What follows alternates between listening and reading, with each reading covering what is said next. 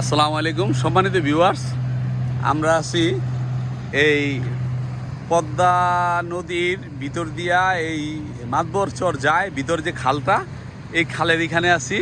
এটা হলো chairman gate বলা হয়। এই জায়গাটা হলো চেয়ারম্যান গেট, আপনি দেখতে পারতেছেন। এখানে বড় বড় এই যে স্পিড বোট যাইতেছে, স্পিড বোট। এগুলি সম্ভবত আর্মিদের কোনো মহড়া, সম্ভবত নচেত তাদের ওখানে কাজ ছিল।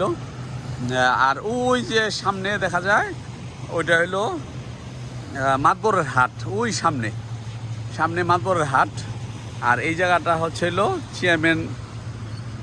চেয়ারম্যান বাড়ি গেট। এই কি সুন্দর দেখেন রাস্তা এখানে।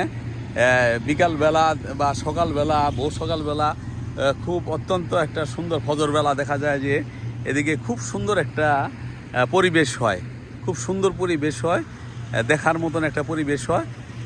সম্ভবত এগুলি একোয়ার করা। হ্যাঁ ভাই, এগুলি একোয়ার করা, হ্যাঁ সরকারি জায়গা এখন এগুলি। হ্যাঁ, এমন এক ভাইয়ের সাথে আমরা এই যে আসছি এখানে।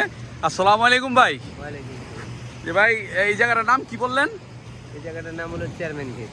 চেয়ারম্যান গেট বলা হয় এটা। হ্যাঁ, এটা হলো শরীয়তপুর। হ্যাঁ না, এটা হলো আপনি শিবচর মাদারীপুর। মাদারীপুর পড়ছে এটা, এই জায়গাটা মাদারীপুর পড়ছে, সরি। এর পাশেই হলো শরীয়তপুর। আর মাদারীপুর বর্ডারের কাছে, এটা শরীয়তপুর মাদারীপুরের বর্ডারের কাছে। আর ওই চরটা কি চর বলা হয়?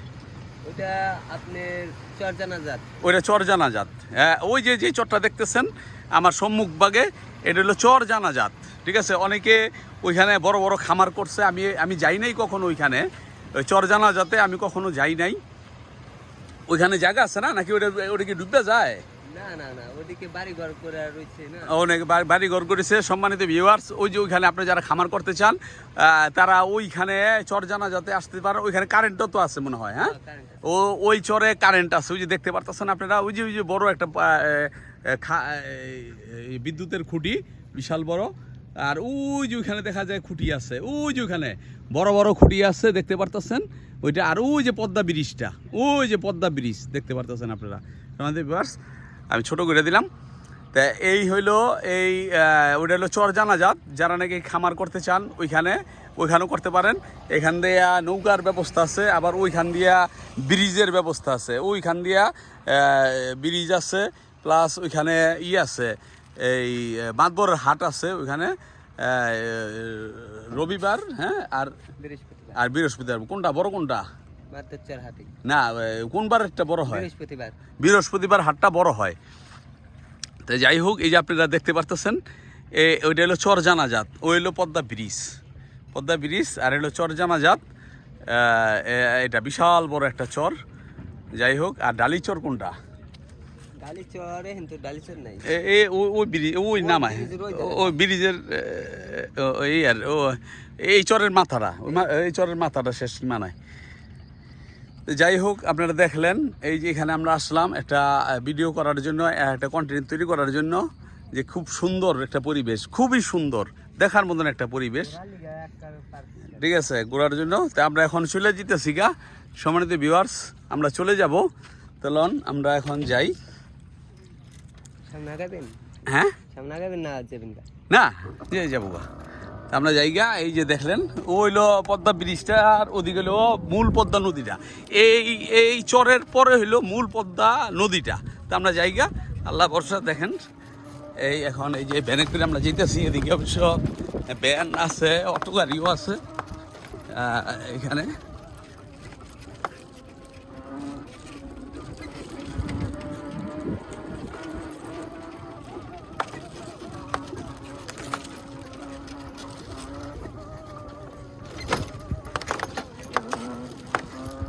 কেমন হয় ভাই আইরোজি, কিরকম হয়?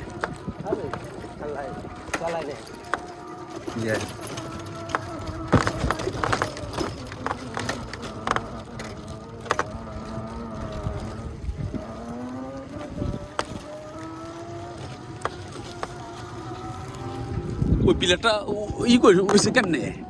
ওই যেটা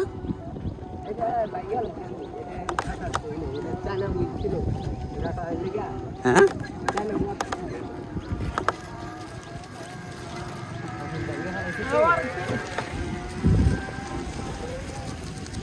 এখানে একটা গরুর হাট হয়েছিল, ঈদুল আজহা উপলক্ষে গরুর হাট হয়েছিল।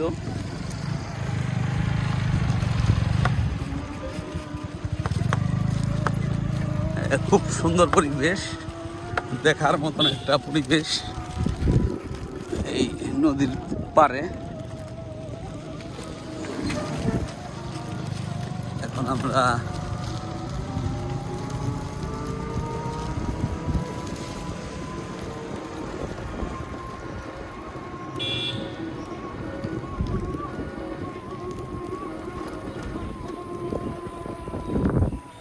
এই আশেপাশের পরিবেশটা দেখাই। ঘন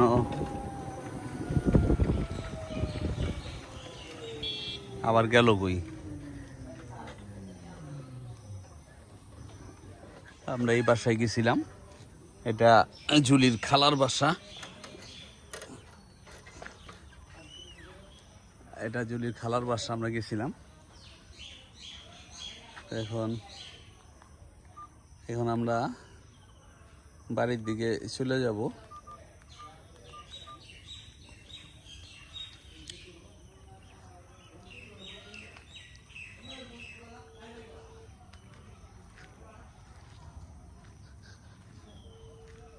প্রত্যেক গাছে গাছে খুব সুন্দর কাঁঠাল হয়ে রয়েছে, প্রত্যেকটা বাড়িতেই।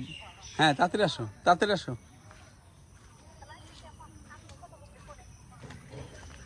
এই যে দেখতে পারতেছেন, এই যে সুন্দর কাঁঠাল গাছ, এই যে কাঁঠাল গাছগুলি দেখেন কত সুন্দর কাঁঠাল হয়ে আছে। প্রত্যেকটা বাড়িতেই এরকম কাঁঠাল গাছ আছে, প্রত্যেকটা বাড়িতে কাঁঠাল গাছ। ওই যে দেখেন প্রায় মাটির সাথে হয়ে রয়েছে।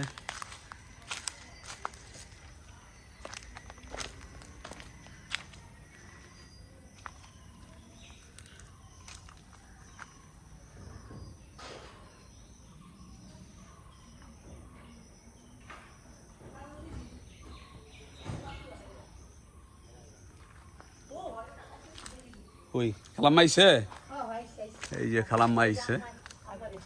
হ্যাঁ, এই যে আসসালামু আলাইকুম খালাম্মা, কেমন আছেন? ভালোই আছি। তাই এখন যাইয়েন, জুলির সাথে যাইয়া নিজের বাপের সম্পদ বুঝা নিয়েন, ঠিক আছে? ঠিক আছে, আল্লাহ ভরসা। আমার সাথে আছে একবার বাঁকা একবার পা খারাপ থাকে। কি কি আমার মাইয়ে কাঁঠাল খাইবো। কাঁঠাল বুঝা বোঝা মানে বোকা বোকামি এরকম বোকা। এই জুলি, এই জুলি, এই জুলি, এই জুলি। যাই হোক, আরেক পাগল আপনার কাছে একবার একটা কাঁঠাল কিনছিলাম, বিরাট বড়, পাগল ছাগলের মতো কাম করছিলাম। আপনারা কেউ আবার এরকম করেন না। এমন একটা সরু রাস্তার মাঝে কিনছিলাম, প্রায় আমার বাসায় যাইতে প্রায় 1 কিলোর মতন, কিন্তু কোনো পরিবহনের ব্যবস্থা ছিল না। শেষে আমাদের মনে হয় এই কি কয় 2 কদম পর পর আমার ঝিরে ঝিরে শেষে আমার এই কাঁঠালটা বাড়িতে দিতে হয়েছে। ঠিক আছে, এরকম ভুল কেউ জীবনে করেন না। কাঁঠাল দূরের রাস্তা থেকে কি কখনোই কিনেন না, ঠিক আছে? ওই জীবনে একটা আমার শিক্ষা হয়েছে, এরপরের থেকে আমি কাঁঠাল কিনেই বন্ধ করে দিছি, কাঁঠালই কিনি না। কাঁঠাল আমার খুব প্রিয় জিনিসও না। তো যাই হোক, ভালো থাকবেন, আসসালামু আলাইকুম।